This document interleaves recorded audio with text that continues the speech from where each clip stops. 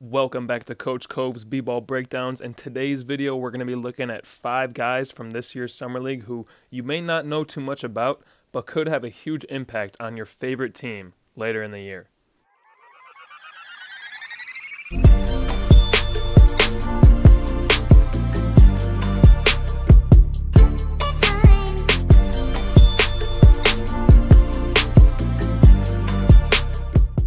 So we're going to start by talking about the ex-Wichita State shocker, Craig Porter Jr. He was a standout player on what was a pretty mediocre team for them last season, averaging 13.5 points, 6.2 boards, and 4.9 assists on 36.3% from deep. But he also led the team in blocked shots. He only comes in at 6'1", but his 6'4" wingspan and 40-inch vertical leap makes up for what he lacks in size. And the first thing you got to know about Craig Porter is that he's the definition of a floor general. This is just a kid who has an insane feel for where he needs to be and where the ball needs to be at on the court. Here he's driving through the lane, and we can see that he gets rid of the ball as soon as that help defender steps up. And he's just going to go into a little two-man game here with Pete Nance. He circles back to the open spot in the corner, but watch the way that he reads his defender, who is helping a little bit too far in the passing lane, and we're just taking what we're given. He proved himself as a reliable shooter at Wichita last season, and what really impressed me the most about his game during his time with the Cavs in the Summer League was his ability to get in the lane and make plays for others. I just think that his vision and his quickness are a sweet combination that makes him really difficult to defend in the half court, but he not only dominates in the half court, he makes some pretty amazing outlet passes for his size, and setting guys up and just skipping the ball ahead does a lot for a team. And he's pretty careful with the ball in his hands. At Wichita State last season, he only averaged less than 3 turnovers per game, and he was the primary ball handler on that team for sure. He handled the rock pretty much every possession. Here we see him getting doubled in the middle of the lane, but he's able to keep calm and just skip it out to the open man for 3. But at just 23 years old, there's definitely a lot to like about CPJ. We're talking about a kid who won a JUCO national title at Vincennes University in 2019, and I just think there's going to be a spot opening up for a guy like him on the Cavs roster pretty soon. Garland's backup right now is Ricky Rubio, and this dude has shown his maturity on the court. I think you let him lead that second unit, see what he's got. I just think he's a bit of a better fit with that sort of core that the Cavs have been rocking with for a couple of years now. He's definitely going to spend some time in the G League, but just don't be surprised if you see him for the playoffs. The next Summer League standout that we got to talk about goes by the name of Lester Quinones. Lester has some NBA experience playing for the Warriors last year, but you see his numbers right there. I mean, he really balled out this summer in Vegas. Like CPJ, Quinones was also undrafted out of college.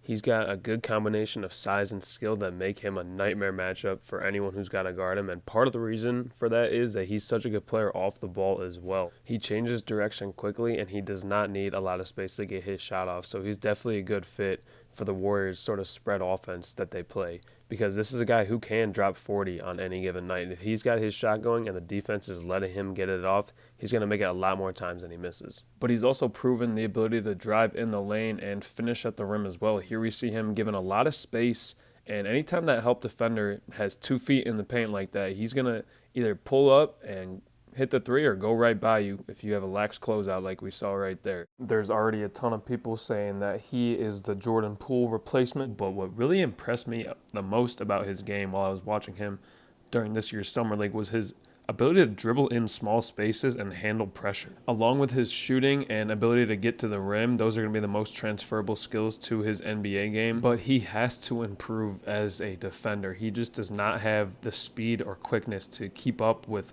smaller guards, and this is definitely the aspect of his game that's most holding him back right now. It's really the only thing keeping him from making an impact on an NBA roster, because we've seen that he can be a dog and just score the ball at will, but if you can't play defense, you can't be on the court.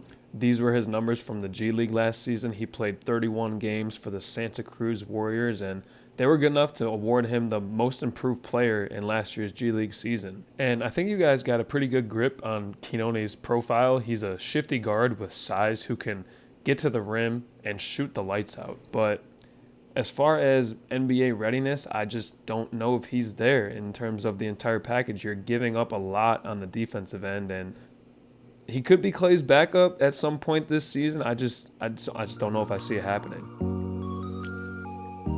Up next, we've got Toumani Kamara, who was the number 52 overall pick to the Phoenix Suns in this year's draft.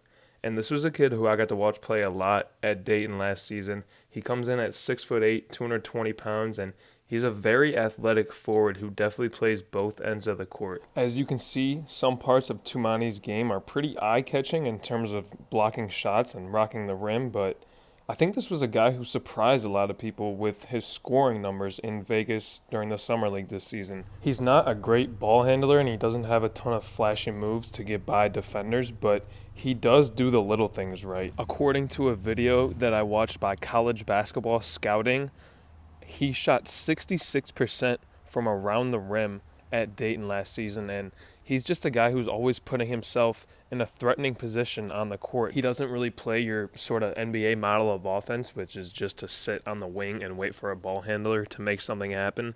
He's always trying to get himself to a vulnerable position on the court and read where the defense is imbalanced at. I think the best comparison I could give him right now is Draymond Green because of the way that he plays and the fact that he's an above-average playmaker for his teammates. Once he gets himself into that lane, he's good at setting guys up to score, and he's also very good at getting himself to the line. But Toumani's a better shooter than his Summer League numbers would have you believe. He shot it at 36.3% last year at Dayton, and you really can't judge anyone by how they shoot in just 4 games during July. And if he can prove himself as a reliable stretch option, and for me that just means making anywhere from 35 to 40% of his three-pointers, then he will become what Aaron Gordon was for the Nuggets during their championship run in this season. You can't really put a smaller guy on him because he's just going to bully the mismatch. And if you are forced to put a taller defender on him and bring him out of the key to defend the three, then it opens up a lot of good things on the offensive end. But Toumani's another 23-year-old who I think brings a lot to the table. For him, I think the biggest key is going to be to continue working on that jump shot and be a reliable stretch option on an offense. It's called 3 and D for a reason. And if he can continue to play at the same level that he does on the defensive end and do everything else the same way he's been doing throughout his college career, I think that he will be able to find himself on an NBA roster and carve himself a role because the NBA is hungry for guys who are like Tumani Kamara. He can buy into a role and play his game without getting in the way of NBA superstars. And that's sort of the direction that the league is heading, and I think Toumani fits that role perfectly.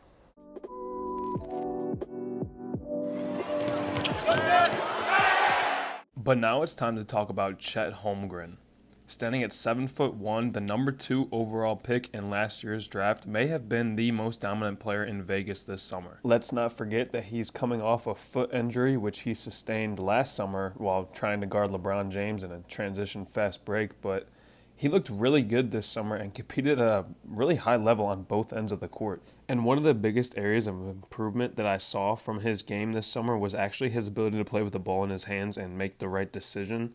Turnovers were never really a huge issue for him at Gonzaga, but it's more so about taking bad shots and not always making the right play, which sometimes comes down to just not being quick enough after he puts the ball on the deck to get by his defender. But like I said, he's shown a lot of improvement in that area. Here you can see that he gets the ball tipped back to him on the wing and he catches and sets his feet to get ready to shoot, but rather than put up the shot, he's reading the defender who's closing out really hard.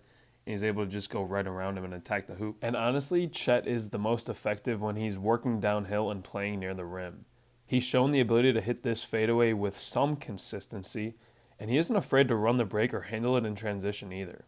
He's an above-average jump shooter, and the combination of all these skills just creates a difficult matchup for defenses.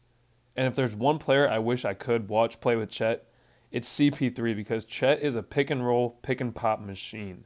If he ever gets the chance to play with a truly great point guard, someone like Steph Curry, Chris Paul, or Steve Nash, it would be a lot of fun to watch. But I want to switch gears and talk about Chet's defensive capabilities for a moment because he has an opportunity to be one of the league's best shot blockers from the moment he steps foot on the court. Chet's combination of size, lateral quickness, and timing make him a huge threat to block shots and tip passes. Most guys with his size and length are not able to move across the lane as quickly as he does, so a lot of times the shooters are surprised to be met at the rim when he gets there. But it's not just about putting guys on a highlight reel. Chet can defend the perimeter as well. Here we see him drawn out well beyond the three-point line to hedge the ball handler on this screen, and at this point he's nearly 45 feet from the hoop. But watch the way that he turns his back to the ball handler and sprints back to his spot. He times it up so that he can make a play on the ball when the ball gets there, and there are just not many 7-footers who can cover this much ground and make plays like these. It's important to remember that Chet is only 21 and still hasn't played a single game in the NBA, but because of what we've already seen him to be capable of, the media is going to set the bar pretty high. But I think that his potential and his ceiling is even higher. With enough hard work and a bit of luck, Chet can be a generational talent. The last guy on my list is an ex-SEC Player of the Year and former second-round pick, Reggie Perry. Like Quinones, Reggie has spent a lot of his time between the NBA and the G League and also played for the Warriors in Vegas this summer. And you're going to see him in a lot of different jerseys throughout this highlight because he has played for a lot of different teams. At the end of this year's G League season, he actually signed a contract in the Korean Basketball League and played 3 playoff games for the LG Sakers, who were eliminated after losing all 3 games. But enough talk about who he has played for. Let's get into his game a little bit. 안녕 사가리. 안녕. 안녕 새바라기. 사바리. Okay. The best way I can describe Reggie's game is that he's like a guard in a big man's body. He stands at a thundering 6'10", 250 pounds with a 7-foot wingspan. But the part of his game that intrigues me the most is the fact that he can do a lot of things that a guard can, including handle it, run the break, and stretch the floor, but isn't afraid to bang with the big guys underneath either. Get it, and he will fire from 27 feet. Oh, a deep one. Oh! Transition for the 905. Perry, clear the path. Perry was also the leading scorer and named MVP of the 2019 Under-19 USA FIBA World Cup team that won gold and also featured names like Tyrese Halliburton, Cade Cunningham, and Jalen Green.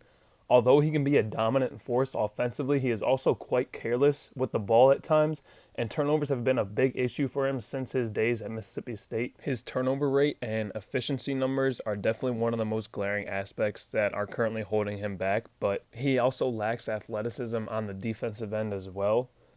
He just is not always able to move at the same speed as quicker matchups, and he can run into problems when he's asked to defend the perimeter for a number of possessions in a row or go against a guy who can get off the floor faster than him. But I still think that Perry can add a lot of offensive firepower to a second unit on an NBA squad, and I wouldn't be surprised to see another team sign him on a 2-way contract for this upcoming season. As you take a look at his stats from the G League the last 2 years and this year's Summer League, I would ask that you share this video with someone else who loves basketball as much as you if you enjoyed it. And make sure to check me out on social media as well. It takes me a long time to make these videos and I'm trying to get monetized on YouTube, so any subs that you guys could drop here would really help me out too. As always, thank you for watching and stay tuned for more. We got a prediction video coming for next season and that'll be out soon, so yeah. Stay tuned.